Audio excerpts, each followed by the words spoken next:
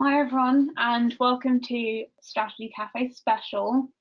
We had the conference yesterday, so today we'll just be talking through what we learned at the conference and what we thought about it, I suppose. I'm Anna. I'm not Nick, believe it or not. Nick is being silent today, and I'll just let everyone introduce themselves. Yeah, so I'm Roseanna. I'm Alice. I'm Amber. I'm Nick, not Anna. So, what did everyone think about the conference yesterday and the venue and the speakers? I thought the venue was great, so I was pretty nervous about it, and felt like we needed to go outside also just to make people feel comfortable by going to a sort of ping pong club rather than like the traditional hotel, which everyone was probably expecting, and they all looked a little bit lost. But then it was nice to see them like see us out the front with Daisy, etc., and then go, oh, that's a relief, it's here. And then it was lovely inside, wasn't it? Yeah. I really loved the fact that we could connect over ping pong tables. Like I played a bit of ping pong at lunch and then afterwards, and it was just really nice to spend time with people but not necessarily have to like network. It sort of took away the awkwardness, didn't it? Yeah. It's like everyone can relate to that, everyone can give it a go, you don't have to be good. Yeah. And the tech tables as well. Tech table was amazing. So I still don't understand how it works. I think it shows the real importance of how environment affects how people respond and how people interact with other people, and it is context specific. And I think I'm glad that the environment helped people connect, whether it was over ping pong or over the lovely food that they provided. I think it just shows that environment is really important for these days to learn and connect with everybody. Also, I think it just gave that fun factor. So, like because we had it there, it was a bit different and a bit funky. And I think so for me, like quite tense about whether the day was going to be okay or not. And then when I came out at one point and already Will Abbott and somebody else were playing ping pong, I thought, oh yeah, it's all fine. They're all having fun, which is like the main thing, and then that'll kind of set the tone for what we're going to do. So yeah. I think it's also set the tone for who we are as a company. There are a few people there who didn't know us actually, which is great. I was really happy about that. And I think just the venue actually gave them a flavour of what we're like as well. A lot of character. Bit weird. Yeah. Okay, character. I was gonna say character would be good, but yeah, weird. Weird's probably right too. Right. Well, certainly a different approach, wasn't it? Yeah. Yeah. Anyway, so we've got a few topics we thought were the main ones. So I'm just going to start with the whole body connection thing. Came up quite a few times in the day. What do we think? Yeah, so it was quite a common theme for yesterday. I thought it was really great sort of to get people a little bit uncomfortable, but actually I think one of the most memorable things for me was when it was Emma's talk and she made us just breathe. And Nick did it as well, and it was like, actually you felt so good afterwards, and it's just taking that time. It's so simple just to do that. And then when we were telling other people's stories, we did it the first time, it was fine. We did it the second time, thinking about your breathing and just how much easier it was to get your point across and how much calmer you felt and just how much clearer you were.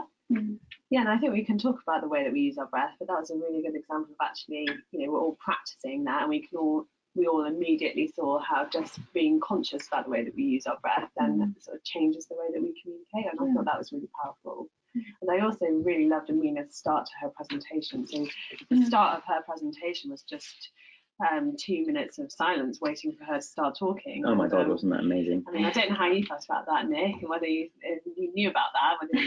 She did warn me. She said, by the way, the first bit is on purpose, so don't worry about it. I thought it was wonderful because she just sort of stood there and just levelly kind of looked at us and just was silent for like 3 minutes or something like that. Just almost intolerable to be in the position of someone who's supposed to be speaking being quiet, and you feel that tension. It was amazing. It probably wasn't 3 minutes. It just felt like it was. You could tell everyone was feeling a bit like, oh, is this meant to be happening? And then I think people gradually did actually just settle into it, and then felt okay with it. Yeah. But it took like a good few seconds. Well, she did say, didn't she, that actually we all were pretty comfortable with it, and that she's done that before, and people have reacted quite strongly to that because it's so uncomfortable and that people don't know how to react, and there's an expectation that somebody's there to talk. And it was so exposing. It was. I thought it was beautiful because it was just a real simple way of demonstrating how our emotions really go out of whack when something's happening that's not what we're expecting. And we're talking about it through the whole theme of yesterday was about how with our bodies we have emotional reactions to the world and they get in the way of the truth. And just that silence, just like 2 or 3 minutes of silence, was a real challenge to our fantasy of what should be happening. But actually what was happening was silence, and it was a shock. It was so beautiful. I thought it was really lovely. Yeah. Really interesting. I thought also the way, so Nikki suggested that we had these sessions in between talks. We hadn't actually scheduled them in, but just, doing the paper aeroplane thing, just making a paper aeroplane and having a competition, what a great way of just getting everyone up, moving, and then coming back and actually feeling really refreshed afterwards. And by the way, some really terrible aeroplane designs. Yeah. Mine just completely flopped. I think mine ended up further back than it started. We weren't ready to. Does that mean you have to pay? We'll do boomerang next year. Yeah. But I think, Nick, you were talking about how we can choose our emotions, and that everybody will have an emotional reaction, and the strength of that depends on our hormone levels. But really, when we're having an emotional reaction, that is a choice. And what are we doing to stop and pause and just think about what our reaction should be? And I think just bringing that into the consciousness of everybody in the room, I think it's really important, because you can't really predict when you're going to have that emotional reaction or that emotional trigger. And just being really, having that clarity that you do have control over that, I think it's really powerful. So I'm going to say this leads on really nicely to like, what's your intent, which was a really good topic that came up multiple times as well. And like purpose, I think Mark hit this off really clearly with his presentation. So he was talking about Red Bull, and when in the first year of Red Bull in their racing, actually what was their goal? And it wasn't just to get points on the board. It was we want to win this. Our vision is to win the championship, and that being really clear in every single person's mind that was contributing to that year, that racing year. And so the intent was really clear, the vision of Red Bull was really clear, and it meant that for, I think he said sort of 6 years or 6 consecutive years, they won the championship, and all from that statement of intent. So that's really clear. And then as the day went on, we heard a lot around what's our purpose and what's our intent, and Emma making the connection between, first of all, if you're going to be really present, first of all, you connect with your breath. And the second thing is to be really clear on what your intentions are. And so she was giving some really practical tips. So when we turn up to the office, are we really clear on what the intent of all our meetings are going to be? And let's just have 2 minutes with ourselves, have a chat with yourself about why you are going to those meetings. And is that really purposeful for you? I really like that. I definitely want to start this with us, like with our meetings, like just having 2 minutes away from the laptop before you start meeting.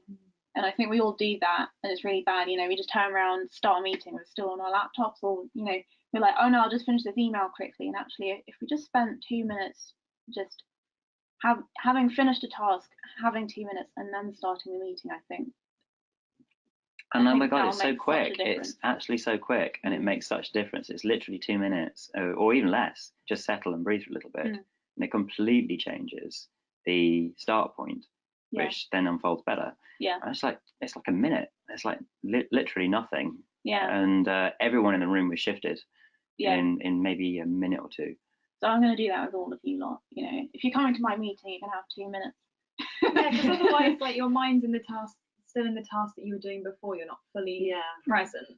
You're still distracted by what you were doing. Yeah. And it was funny as well when we had to check in with ourselves and how many people actually shifted how they were sitting because they were uncomfortable. So it's just taking 2 minutes to just check in how you are. And like you said, the purpose of what you're doing. I think that's so cool to do that. Yeah. So everyone can do that. Yeah. So the next topic that we thought came up and was really important was the leadership gap. Nick, do you want to elaborate? I guess this is kind of like a key theme in a way. And it was in Phil's presentation more than any others, but I guess it was kind of like a core theme of the day. It really, we're talking about how the sort of concepts of what leadership needs to do, what leaders need to do, kind of missed the point by looking at the statistics. And so he made a great presentation around, that leaders today got great strategies, got great plans, know what they want to do, but they just don't have the skills. And so there's this skills gap, and those other people who are not the leaders, they're the ones that need to respond to our great strategies by improving their skills. He was sort of making the point that that's kind of like really misunderstanding what's actually happening. And the stats, while they're interesting, and when you look at them, it seems to make sense, and kind of you can get an insight on what the policy shift might be. Actually, the stats aren't really telling the truth. They're making a generalization, and when you go and speak to the actual people, they do have the skills, but they just don't want to be in that industry anymore. And it's a completely different problem. And actually what he was saying is the issue isn't with the people that don't have the skills, because the leaders must have some responsibility for that in the first place. It's not them, actually it's us. And I just thought it was really a classy point. I think it goes on, so the way that we talk about this is you first, as a leader, start with leading yourself, and then you start to lead other people. But so as a leadership team, you start to do that, and you're leading yourself. Is that actually being passed on down to throughout the organisation? So everybody in the organisation should be able to lead themselves, and that's not a hierarchical thing. It's not you get promoted and now you start leading yourself because you're in a leadership position. And I think that's where the gap really is that there isn't much around how we manage ourselves, how we lead ourselves, and how self-aware we are, so that we know how to react. And that leadership starts from your first job, in that first position that you do, and that transcends all roles, whatever you're doing. And I think that, for me, it was clear from Phil's presentation that's what struck me. That's the gap. That's kind of what I take away from this, because I'm not a leader. I don't lead people. We work pretty flexibly, and we're all pretty, we work together on things. But when I go to these events, what I take away from it is that I should be leading myself, and I'm learning how to lead myself. And maybe one day down the line, I'll be helping to, I'll be leading others. But for now, that these events are so important to me, just because I'm learning to lead myself. I sort of disagree with that a little bit, because I think that one of the things that Phil was saying is that he doesn't like to talk about leaders anymore. They don't in the Institute of Leadership Management. We talk about leadership, and that actually it's us together. And so kind of my reaction to this one is that if the leader knows about self-awareness, their job is not just them, their job is for everybody to be helped to get that self-awareness. And I think the other thing is that, yesterday you definitely did lead. You had a bit of leadership role for the whole day, and that's one of the reasons why it went off so well. So you definitely do lead, and we were people, so we were there, and I felt quite well led, can say. Yeah. Well, what can I say? Thanks, guys. Good job. So, before I get more compliments, the next theme we thought was interesting was defining moments of change. So this came up multiple times, and I think Mark was speaking most about this. He spoke about the F1 sector and how in 2008 there were just, or rather over the last 10 years, there have been so many things that have changed. So, sponsorship, that was how they got their money, but now sponsorship has gone. Financial crash happened, the banks pulled out, cigarette companies, there was legislation that came in so they couldn't get them to sponsor, and all their funding just disappeared almost overnight. And so they had to radically change the way they've actually acted as a business. And now they're a tech company. They create tech and then showcase it at F1 events. So it's radically different. I really loved the way that they took a really bad thing and actually it was a really good opportunity for them. And now they're making a real difference in the world around them. It's not actually just F1, they've actually made a really big difference in shop companies, who's talking about aerospace and all sorts of other sectors. So it's just amazing. The other thing I suppose was someone actually dying under his watch. That was like another big defining moment. Yeah, and it's true, isn't it, that the shocks in life teach us so much more, and that when you have that shock, you have to face up. And Nick talked about it in the box, and we were all on Helvella and responding to that in different ways. But when you're up there and you're having something that you're finding difficult or as a shock, and it's not quite what you expect, you have to learn from that, because there's no way out of it. You've just got to face the reality that someone died under your responsibility. And how do I cope? I have to manage this and make sure that never happens again. And so it might not be in that sort of scale or with such bad consequences, but we will all have those events, and it's what we learn from those. And I guess it's reflecting back on what your defining moments have been in your life that you've learned from. That's such a really powerful thing to do, I think. It was really interesting also picking up on the different paradigms from the different speakers, because we had a lot on health as well. And one of the comments which just kind of blew me away was Formula One is way better than at preventing deaths than the health services. Which was like, wow, that's a statement. Isn't that an amazing statement? And the leadership around change in Formula One. I know it's it's smaller, right? And it's very, very different. And so maybe you can't compare them, but the leadership around change and also the response to risk was just exceptional. And so many lessons can be taken from that. It's really interesting. Well, I think as well, going back to the book review for book club, Black Box Thinking, they sort of highlighted that in there as well. So you've got the sort of a health industry and sort of hospitals, and how there's not really an accountability process, and you have to put those in place for people to feel safe and feel like they can raise these issues. And I think that's what they were saying they've now done in Formula One, sort of standing up and saying, who's responsible for this? It's okay, but we want to make sure this doesn't happen again. Yeah, that's a great plug for book club there. Yeah. Not being paid to do this. Happening next week, by the way. Check it out on the website, Getting Involved page. But I think it's just funny how he sort of highlighted that change in culture and attitude, that was also a massive moment of change where they just thought, no, we need to do something differently here. And how now they went from 45 fatalities in 45 years to 1 in 25 years. Yeah, it's amazing. Yeah. And that was felt by every single person in that organisation that day. Yeah. And 1st of May 1994 was sticking everybody who was working there. Yeah. That date is in their mind forever. Yeah. And you can raise performance by focusing on risk. Yeah. Really interesting point. Yeah, using safety and using safety increases performance. Interesting. Yeah, and there was also there was a really great point that Mark made. He was talking about humans are humans, they're going to make mistakes, but we should use technology to put the kind of safety net underneath and just make sure that nothing bad will happen, even if something goes wrong. Even if the human makes a mistake, we've still got the safety net just to make sure that it's not an awful thing that happens.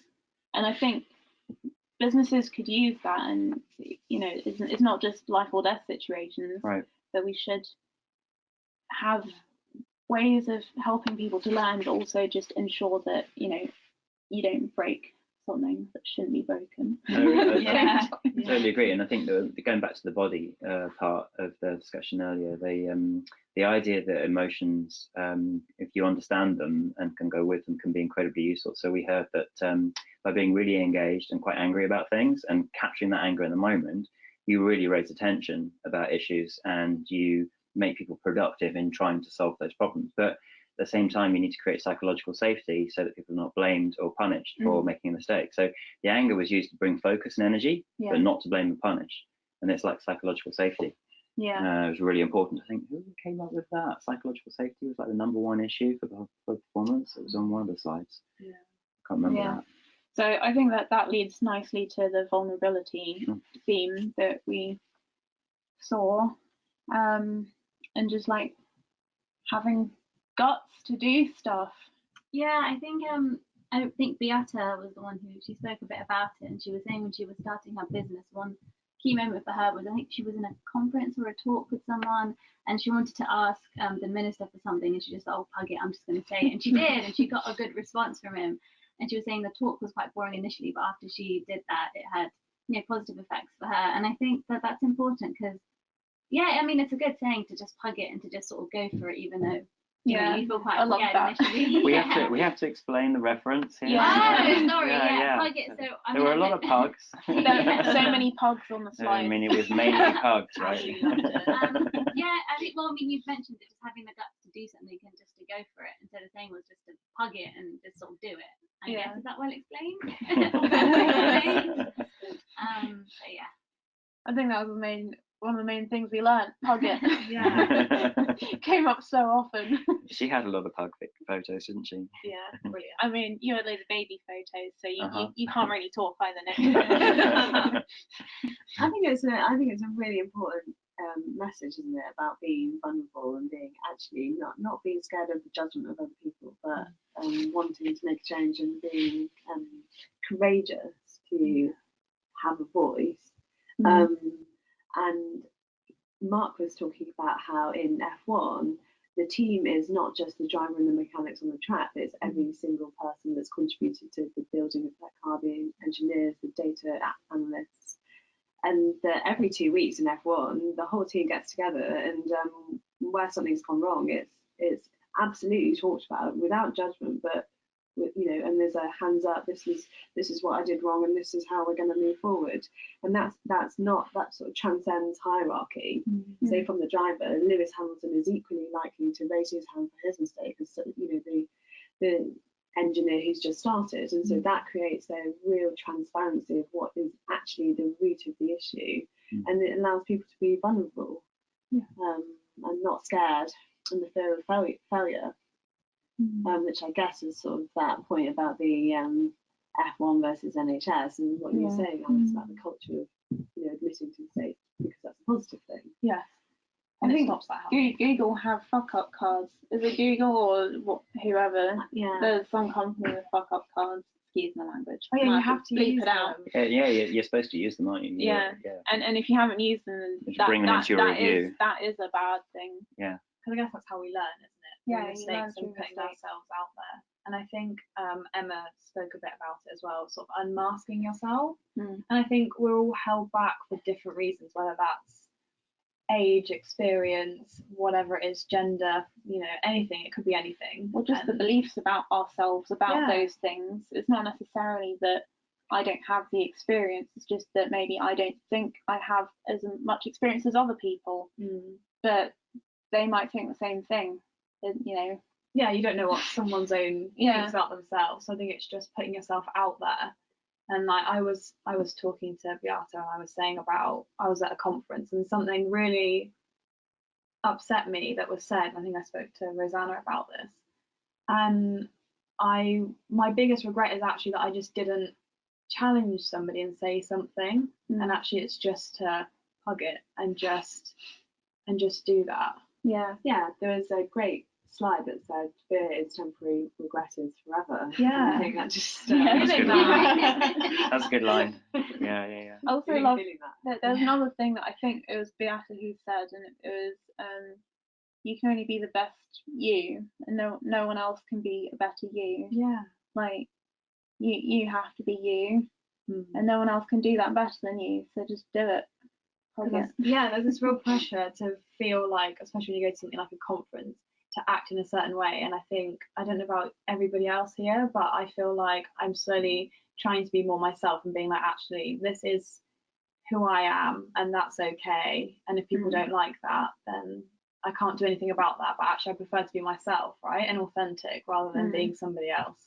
Yeah. It's hard to keep up, and I'm probably not very good at that. I'm quite curious, Amber, because you're a young woman coming into the business world and listening to Beata and hearing that nugget, and like she's calling it out, and she thought it was quite cool. How did you feel about that? Is it empowering for you to hear that? No, it has, and I've heard that a lot. I mean, not just from her, but from other people as well, who sort of said to me, because I am almost a bit, I'm the same as you. I'll hear, not even in a conference, but just generally in a conversation, I'll hear someone say something, and I'm like, wait, what did you say? And I don't feel like I have the courage to challenge it.